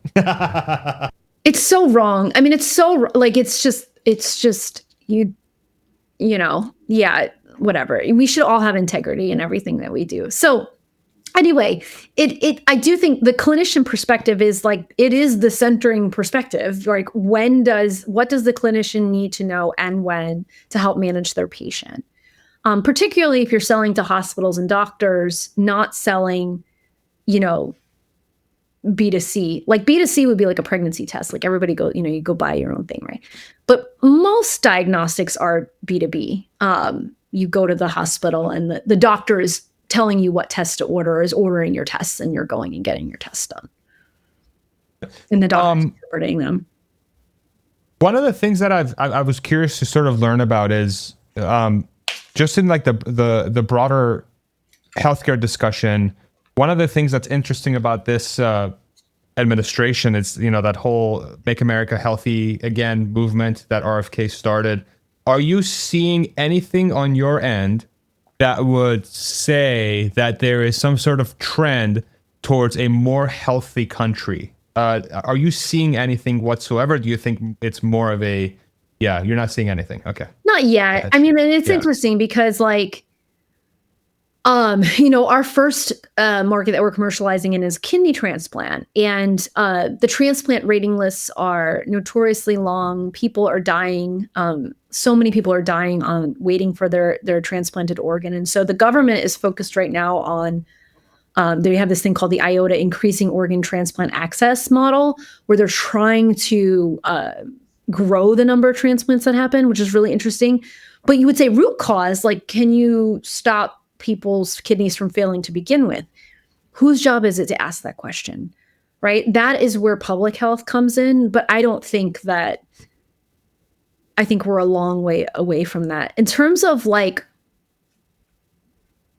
you know, you see like the FDA starting to ban substances that like aren't allowed in Europe. Like this just seems like personally, I'm just glad, you know. I mean, if you have a child, a lot of like parent groups, they talk about like if your kid has red 40, they act crazy, right? If there's red 40, so you try to keep red food dye and blue food dye out of your kids' diets, and like trying to be a parent with the current food system and trying to keep your kids mostly on like a mostly healthy diet is really hard to do. I try to avoid sugar, so it's really hard to do. So I'm actually glad to see some of these changes where maybe we can get some help as parents, and the food that we buy isn't toxic or whatever.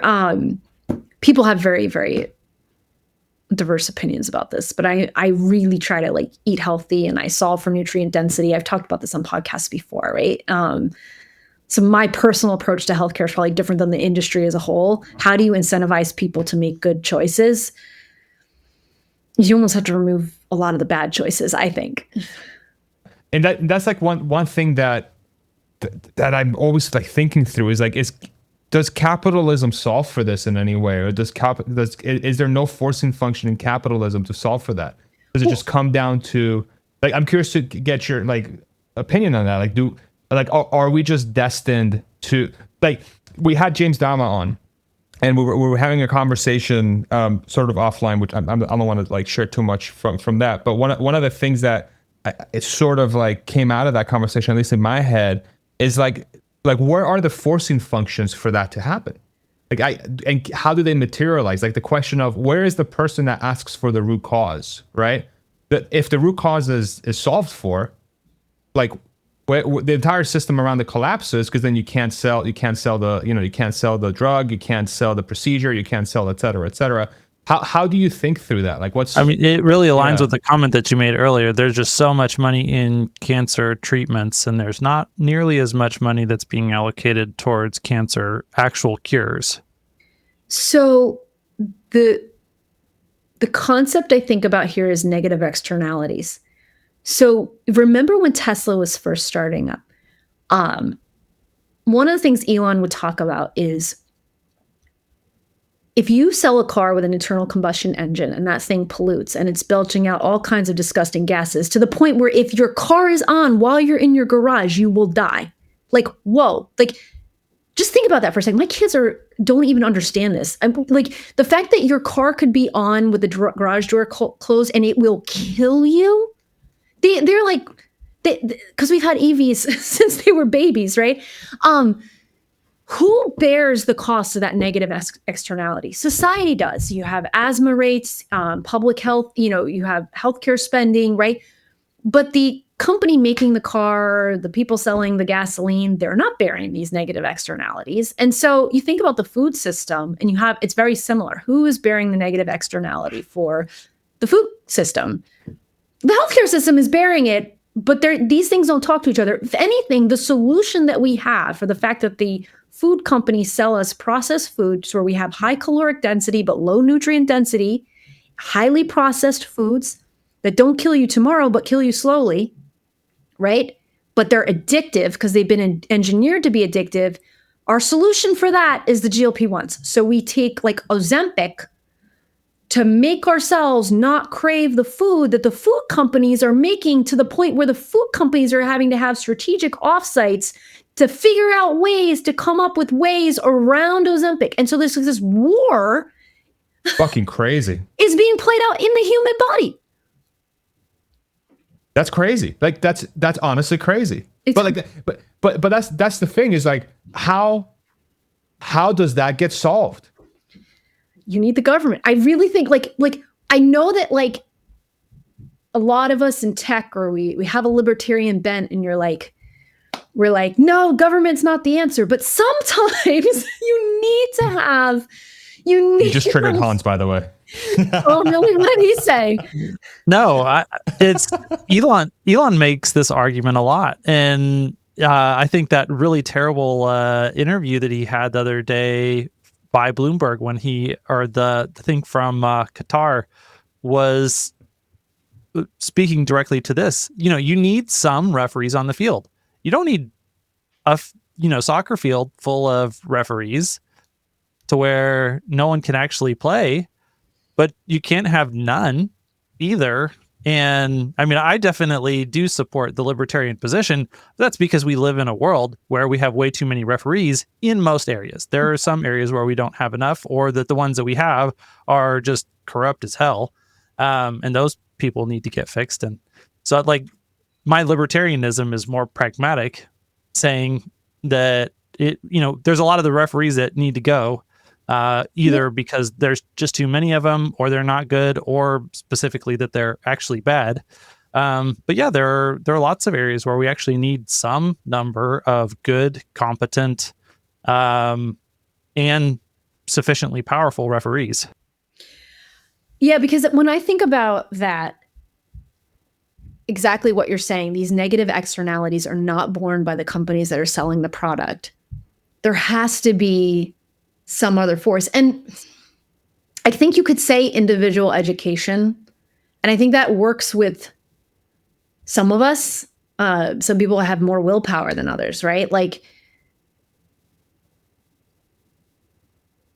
I think one of the things I'm realizing as I get older is that individuals can't, because I really believe in personal responsibility, right? And so you're like, well, personal responsibility, just don't eat the Doritos. But I think at some point someone has to step in and say, well, we're going to sort of moderate this. And I think it was COVID that really made me see that in a different way, because we ended up we shut down society, but there was no public health official stood up and said, we're going to not eat sugar as a country, because sugar has a negative impact on your immune system, and it has a negative impact on metabolic function. And we know that metabolic dysfunction like if you had COVID and you had metabolic dysfunction, it was worse for you and you may have died. And so why did nobody stand up and talk about that, right? It was just like, let's just shut everything down. And it was never like, let's shore up our immune system so we can fight this thing. And I don't know. It was very eye-opening to me to watch that happen, because I would have been like, well, let's have a national movement where we're all going to get healthy and eat salad together. And nope. The opposite happened.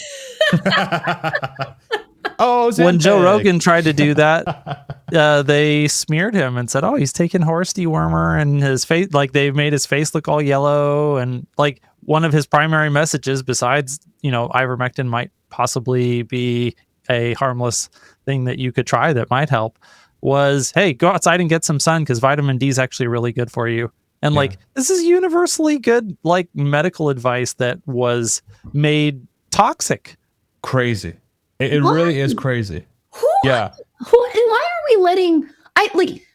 We should not let these, whoever this is, the people. Like we have to. Like I do think the people who lack common sense or sort of hysterical in that way have lost a lot of their credibility, and that's good. Like we needed that, right? Like it's not controversial to say we should try to do better. And if there's this horrible virus going around, this respiratory virus, that people who have metabolic dysfunction, it's worse for them. So we should try to have less metabolic dysfunction. Right. That's logic. That should not be controversial. Like we're not victim blaming here. We're just, like if you think you're being fat phobic, Andrea, you're being very fat phobic right now. Or like the victory gardens of World War II, right? Like we're all in this together. And like, it could have been this rallying cry of whatever. I don't know. Yeah, I'm with you. I mean, I think the silver lining on this too is like, that messaging is prevalent enough in the channels. Let me reword that. Is prevalent in the some of the most popular independent media places that you can visit. Like if you go to your Rogans and if you go to your Flagrants and if you go to your Sean Ryans and you go to your your Chris Williamsons and your et cetera. At least I'm talking about like this quote unquote manosphere, right? Like the bros, where the bros go listen to shit, right? But it is health. Health is one of those things. It's like, hey, like the food pyramid is bad for you. All these drugs you're taking, are they really solving the root cause? How much did you exercise today? Did you go outside? Are you drinking water? Do you know how to grow your own food, right? These are discussions. When was the last time you ate a salad? Yeah. Do you poop more than once a week? Like these like very basic things like, hey, listen, you might be healthy today, right? But it's so true. Like that, if you view those conversations, they don't even happen in the places where people would draw their information from in the legacy system. Legacy media is not talking about food health. Now, 70% of the ads are funded by whatever that number is. A large percentage of other ads is funded by pharma, right? So it's like, and I don't know if that's like a negative incentive or a positive incentive, whatever. I'm going to put that aside. Conversations are happening now, at least in the independent sort of like media landscape. And like going back to the earlier discussion, and then when we're thinking about like where's civilization trending, especially within the context of AI. It's again, I think a reminder that having a vibrant, independent media landscape where people can just talk about the things that are actually important is so unbelievably crucial for solving difficult problems. You have to have that. You have to have that. And this health discussion is like another example of that. Is like, this doesn't get fixed unless we all decide it has to get fixed, because we're just going to be distracted by the delicious Big Mac or the scrolling on TikTok, right? It's crazy. It's like, it's so hard. Like, why is it so hard? Why is it so hard? Yeah. I mean, I think about this in terms of my own family, and like, I know we'll have a system when it reaches them.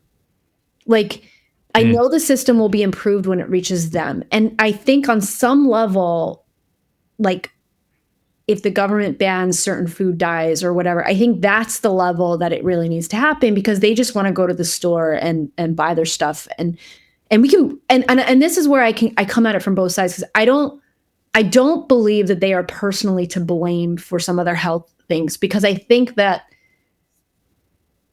a person can only handle so much. And if you're economically disadvantaged and you're just trying to put food on the table and you're just trying to buy food that you can afford and you don't have all this extra bandwidth, like I have like extra bandwidth to think about health and stuff. And it's because I've done well and I've gone to college and I do have extra income to do that. And I have the bandwidth and I have the time. But I do think there's like a whole class of people who they're just trying to like survive and live their days. And like they don't actually, and also they don't really have an interest, right? And their doctors are telling them, oh, this is just what happens. You just get older. This is just part of getting older. And you're like, no, this is not part of getting older. Diabetes does not just have to happen to you. But the doctor, I don't tell them that. I mean, I don't have an MD. Like they'll be like, who the hell are you? Like you went to college, like shut up, like better. So you have to just like, I just shut up about it. I don't say anything. But I just watch what's happening. And it's just like, how do you change your entire lifestyle? But maybe if we can just take like the worst things off the shelves so you can't even buy it, I mean, I feel like that's probably where some of it starts. And then also these drugs that help you to not crave those foods are probably part of the solution, right? Like those are, let's hope that there's not some long-term bad effect. But that's probably part of it. Like there's like many, many solutions that have to come together to make people healthier. Yeah. Yeah. One of the trends that I see with younger people is just like how much they don't trust what the doctors have to say, and they'll run anything and everything related to their medical history through ChatGPT, and it's definitely not perfect, but usually gives higher quality advice than the average PhD, MD. Like I don't know how to get that level of trust to some of the older people that probably are the ones who are more in need of it than even the younger kids.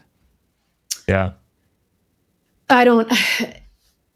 It's funny. You get to a place where you look at and you just go, I can't solve this. And even with the people you love, like nobody wants a school marm friend or like but like this is my whole, like, I don't eat sugar. People hate, like, they're like, shut up, get the fuck out of here. Like,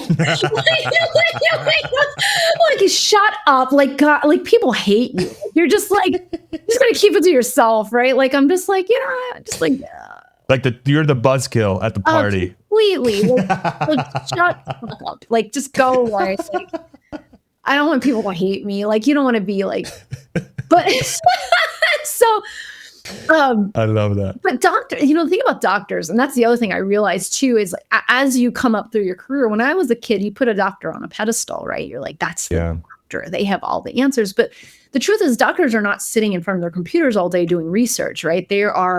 So they're very good at, like, doctors are very good at pattern recognition because they see many patients. And so they're going to see patterns that you don't see. But if you could see, what I always tell my friends and family is your doctor works for you. And so, like, you don't have to take everything they say. Like, you're an equal participant in your care. And if your doctor doesn't respect that, you can find another doctor, because you can find great doctors who see you as an equal. And when you ask them questions or you challenge them, they're not offended. They don't have ego in it. There are doctors with ego. I fired doctors. You can fire your doctor. Go find someone else who is going to treat you like an intellectual equal in your care, because it's your body. And so that's one thing I just think people should be more empowered when they work with their doctors, and they don't have to take everything their doctor says. And that whole thing, like, don't confuse your Google search with my medical degree, is so arrogant. I mean, this is credentialism at its worst, right? And I think if people listening to this podcast in general have a healthy skepticism of credentialism, because you can't be a fan of Elon Musk and not, because he is like ultimate skeptic of credentialism. But that's having that healthy skepticism of credentialism. You can respect the credential, but know what it's good for and don't over-index on it. Yeah. You use it as a variable to get to the right solution for you. And that's such good advice. And I think something that a lot of people will benefit from hearing, because that's something that even myself I've learned in my later years, is like I was sort of in that bucket, and what the doctor says goes. You don't know what you're talking about. You have to just, it's gospel. Don't even look at Google. And the older I get, I'm like, wait, they're trying their best given what they have. But the reality is, this is my body, and there is a giant database out there now powered by artificial intelligence and LLMs that could be helpful. So like use that and then ask questions about it, get their opinion, like use that in tandem, and then see, and then a good doctor will take that in and they will give you pros and cons. They'll give you additional context. They'll help you frame it a different way, right? I mean, they're a consultant and a good consultant anyway. It's right, they're a consultant. And functional medicine has kind of come up. I think Joe Rogan has. Is it Rhonda Rousey? And Rhonda Patrick. Yeah, Rhonda Patrick. Okay, yeah. Like he has like people who are experts in functional medicine on his show, and that has come up. It takes a more systemic approach to the body, which I think is great. But by the way, what I'm working on at my company, it's not really. It's in a different realm, right? Yeah. And one of the things I've had to come to terms with is that's okay. There's still a need for acute medical care. There's still a need for investments in Western healthcare. I mean, lots of need, right? Western healthcare, I always say Western healthcare, Western medicine will save your life. Eastern medicine will ensure it's a good one. Mm-hmm. I love that. Yeah. We're opening a merch store for you, Andrea. That's your first shirt. There we go. Done. Buy yours now at andreajames.com. I love that. That's so great. Yeah. Listen, man, I really enjoyed having you on. My goodness. I'm sure I speak for the both of us. This was such a fun conversation. Like literally I came into it was like, yeah, we have a GOAT analyst on. Let's just talk about whatever. And it went exactly or even better than I expected, which was awesome. So thank you very much for coming on and making the time. Let people know where people can find you. Anything else you want to plug? Go for it. Stage is yours. Oh my goodness. Well, I mean, I'm on Twitter, Andrea S. James. X. I'm on X. I'm so sorry. You're fired. At Andrea S. James. And then I'd say, like, I'm not really anywhere else. I want to tell you my company website is investors.oncosite.com, but we're changing the name. So it's all just early. You sure come on in July instead of June. Come on. When will you air this? When will you air this? Will come out probably this week. Yeah, probably. Perfect. Yeah. Don't worry. We won't have any stale information when it goes live. It'll be. Yeah, no, that's great. Yeah. I'll I haven't been posting on X recently. I don't even know what I have to say of value. So I hope that this was fun for you. Thank you for saying this was excellent. Kind words. Yeah, I don't know what to say anymore. I just watched the world go by and I'm like, ad like. But honestly, that in itself is incredibly helpful because Hans and I are in a bubble.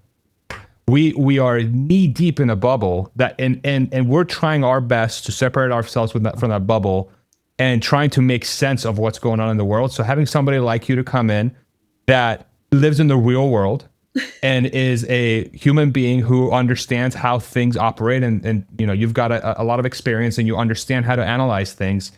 I wouldn't undersell the amount of value you bring. Oh, well, thank you. To the space, truly. Thank you. I mean, yeah. Okay, perfect. End recording.